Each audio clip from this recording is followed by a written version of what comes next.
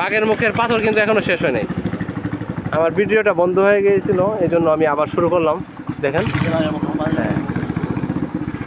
বাঘের মতো মুখটা দেখা যাচ্ছে, মনে হয় নাক মুখ বাঘের মতো এই পাথরের। দেখেন দুই পাশে পাথর, মাঝখান দিয়ে আমাদের নৌকাটা যাচ্ছে। হ্যাঁ পাথর। সূর্য আর 1 ঘন্টা পরে হয়তো অস্ত যাবে। এখন বাজে 5টা 15 মিনিটের মতো। 5:15টার দিকে সূর্য অস্ত যায়।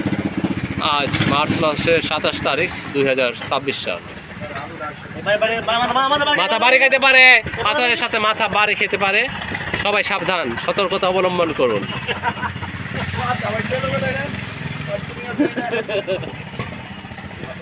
দেখুন এখানে কি বড় বড় পাথর, মনে হয় পাথরগুলো হা করে আছে বাঘের মতো।